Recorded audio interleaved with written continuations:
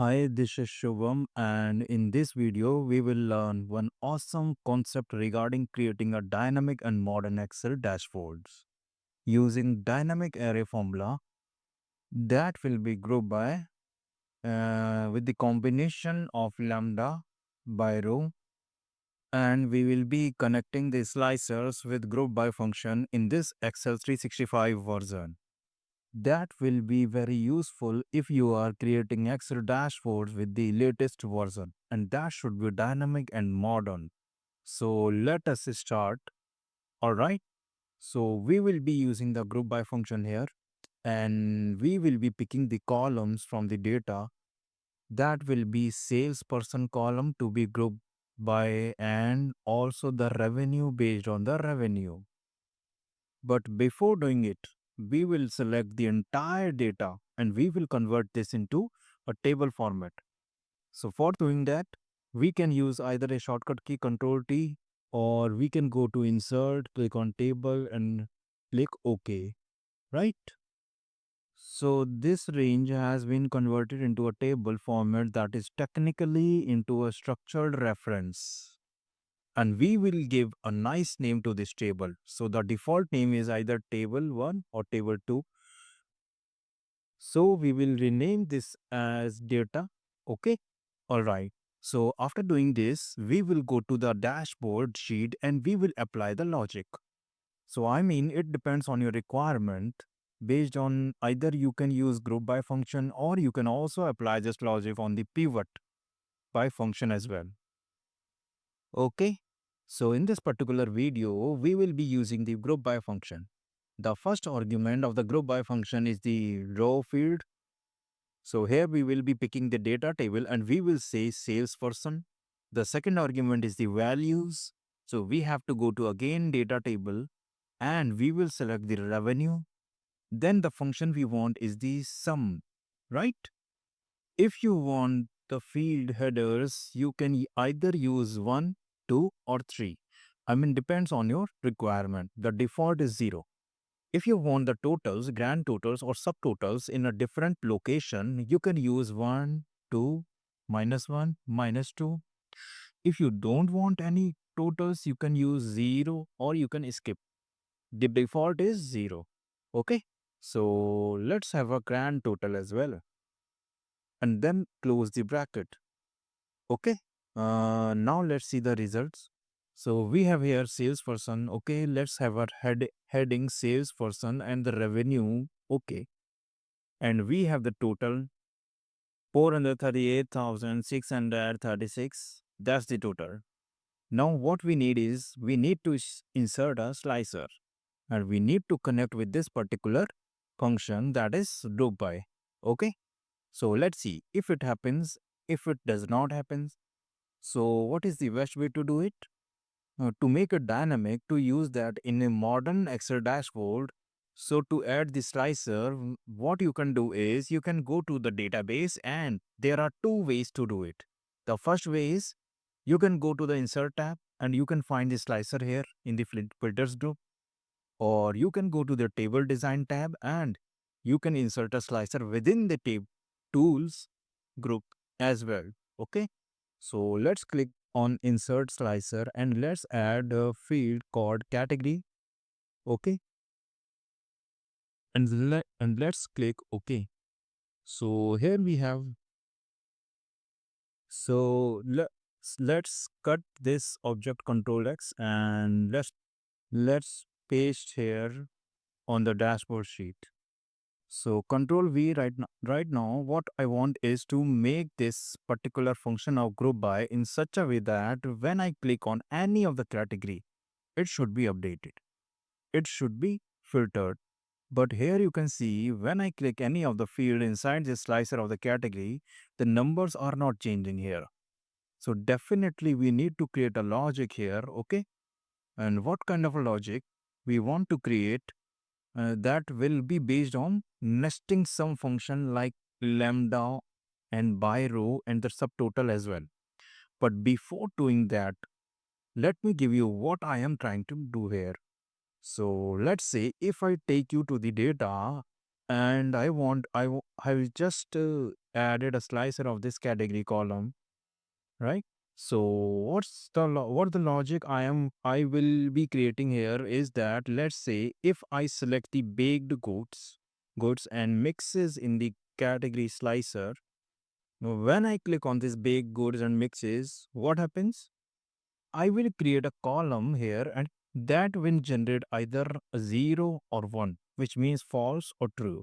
Okay, so when I select baked goods and mixes, let's say when we go to the first record, the category is beverages. So that is not the baked goods and mixes. So here the output will be 0 again. 0, 0, 0 until and unless I get my baked cake, cooked goods and mixes, right? So that will be technically 1, 1 here, and then again 0, 0, 0, 0, right? Something like that. So how to do that? How to create this kind of technique here? Okay. Let's say, for example, if I write it again for you, if I go to my dashboard and if I select dried fruits and nuts in the slicer, okay, so what that column will represent, whatever I select on the slicer, that will technically generate 1 here, okay, like this. So for doing all right, so we are here, and let me remove this close bracket. So again, I will leave this field. So the magic here is this particular argument in the group by function, that is filter array. So let's start by row. So we were going row by row because we need to generate either 0 or 1. So we need to go row by row. So we will be selecting the data table, and we need to select a column that reference 1 is R. And let's close the bracket, okay? And enter. So now let's see if it happens. So baked goods and mixes.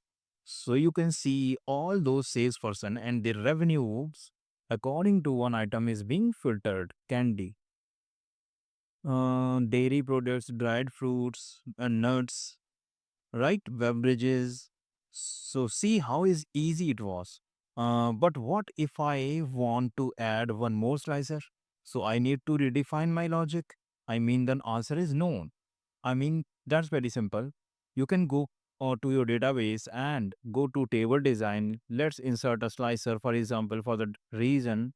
Okay, let me delete this logic column. That's of no use. Control X. Let's go to the dashboard sheet. Press Control V, and let's make it by 2 columns. And so let's resize this. Okay, now see what happens when I click on, let's say, dairy products. So we have data in north and west. So if I want to still drill down, so I can click on north and see we have some salesperson like Vikram, Anjali. When I click on west, you can see Priya Singh is there. Similarly, we have fruits and vegetables. See, we have west beverages. In this west, we have some more salesperson. When I click on south, it is some more. So it is dynamic. And if you compare this particular awesome technique, for example, if you are not using Excel 365 version for creating such kind of a thing, so I can compare with the traditional approach in the traditional Excel or in the older versions. When we have this kind of data set, we have to create multiple pivot tables, and users does that in order to have different kind of visualizations, and then combining all together with slicers and the layout and the colors and formatting things. But what happens when you have the large data sets, and when you create multiple pivots, it basically increases the file size. Slow down your Excel workbooks, that without creating a pivot and increasing the file size, your work gets much better and easier. And eventually, let me show you one example. So see, this is the data that is dynamic now and connected with this slicer. So if I go to the insert, and when I insert a chart to it, okay, Let's say we don't need the total. So what I will do, I will write 0 here. All right. Uh, I can place the chart somewhere here. Okay. All right. And when I click on any of the category, you can see your chart is being updated. Your data is being updated and filtered, right? This is awesome. This is where we want our users to learn the modern dashboard concepts for their organizations. Okay. Another thing which I would like to include in this video is that whenever I select any category, I want that name in the header or the title of the chart as well. It should be dynamic. So for that, let's create a logic. Okay.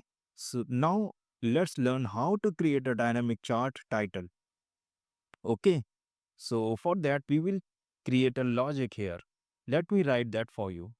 That will again you nesting of different functions such as unique, filter, subtotal, row minimum. Okay. So let me tell you how to do it. We will write starting with unique, and then we will apply the filter function, and we will call the data table, and we want to have category that is our main slicer. Then subtotal, one subtotal, 103. Okay. Why 103? Because just 3 will definitely use for count A. That will include the hidden rows. We just need to get all those unique values which we will be selecting here in the filter, which we will selecting here in the slicer. That will give a value of visible cells only. Okay. So we add the offset function as well. We will select the data table again, category column, row data table, category column. Okay. Close the bracket, minus minimum row. All right. So data category, that is a slicer. Let's close the bracket, complete and close the brackets. All right. So see, when I click on baked goods and mixes, it just give me this particular item. When I click on web bridges, here it gives web bridges. But what happens when I click on more than one item in the slicer? So let's hold the control key, and now I have selected the web bridges and dairy products, and let's say dried fruits and nuts. So 3 items. So I will be adding another function that will be text join. So the delimiter is comma space, ignore empty cells and then close the bracket. So that now in just one cell, and let me add this at the start. So we will say that revenue based on category and in person, and that's it. So now what will we will do? We will click on this title on the chart. We will go to the formula bar, press the equal sign and then click on the cell. So now you can see when I click on any one item in the category slicer, you can see that is being updated here. And the title of the chart is now dynamic as well. Okay.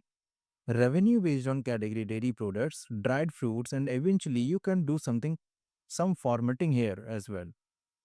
For the charts, let's add the data tables and whatever the color combination you would like to have.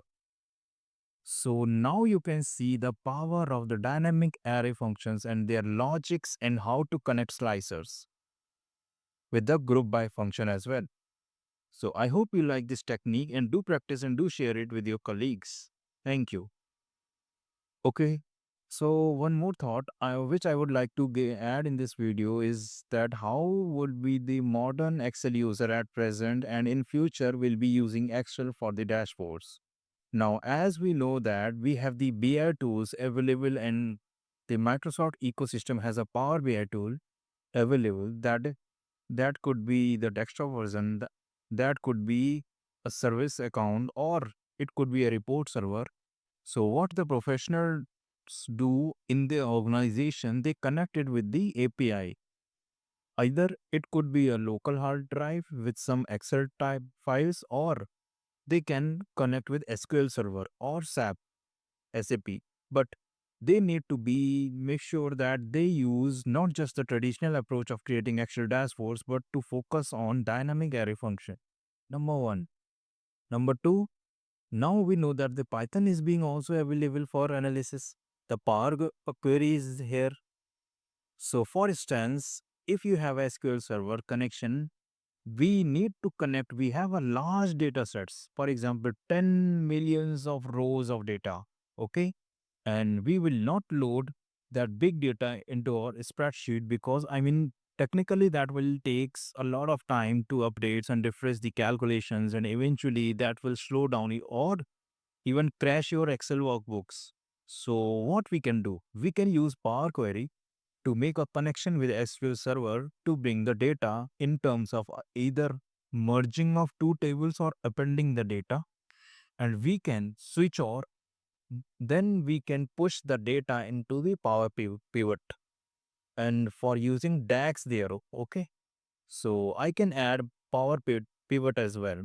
And eventually what we can do is we can analyze data Python. So we might be having a data on cloud and we just want to connect with that.